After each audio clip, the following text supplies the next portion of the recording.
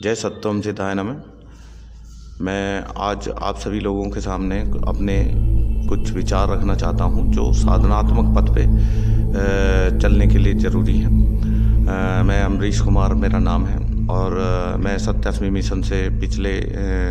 करीब 8 साल से जुड़ा हुआ हूँ। इससे पहले मेरी काफ़ी आध्यात्मिक रुचि रही है और मैं काफ़ी साधु सन्यासियों के संपर्क में रहा हूँ।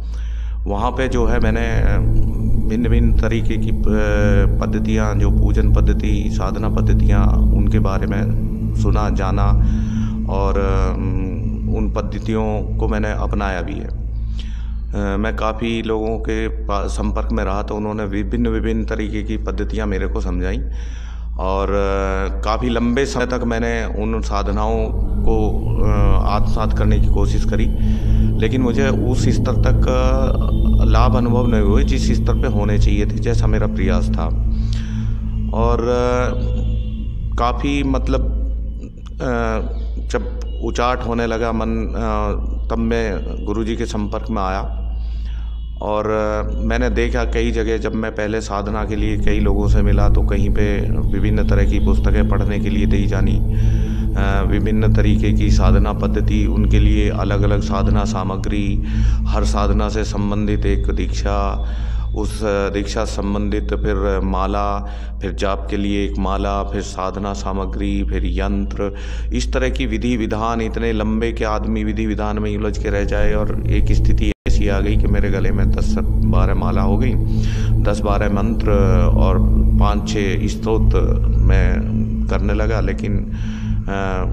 मुझे जो है उपलब्धि उस स्तर की नहीं हुई जिस स्तर से होनी चाहिए थी।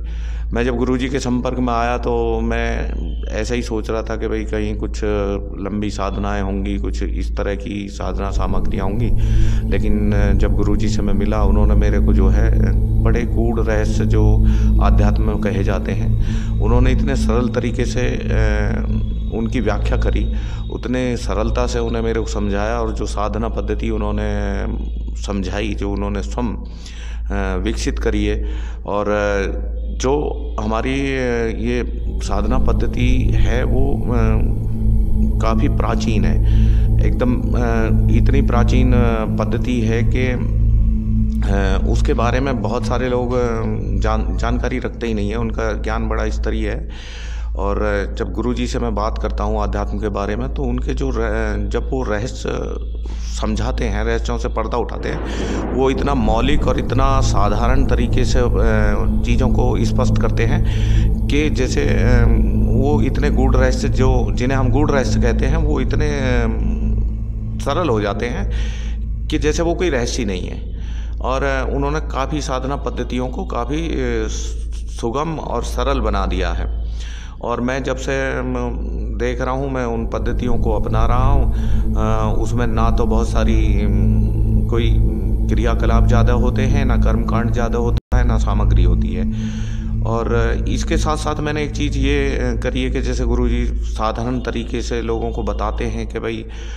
इस तरीके से, साधारण तरीके से आप साधना को करो,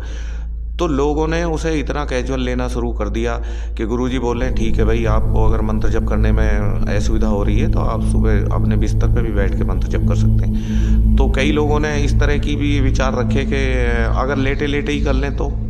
लेकिन साधना में इतना भी कैजुअल होना नहीं चाहिए। साधना के सरल रूप उन्होंने हमारे सामने रखा, लेकिन साधना तो साधना ही होती है, उसे साधना के ही तरीके से करना चाहिए। भले ही आप बिस्तर पर बैठ कर रहे हैं तो उसमें समय और आसन का तो आपको कम से कम ध्यान रखना ही पड़ेगा कि आप एक निश्चित आसन में बैठें, एक निश्चित समय पर करें और निश्चित तरीके से करें, तभी उसकी जो है उपलब्धि आपको हो पाएगी। साधना में समय का, नियम का बड़ा महत्व होता है, ये गुरुजी ने बताया, और बाकी सब हम सरलता से बाकी चीज़ें हम कर सकते हैं। गुरुजी समय समय पर वो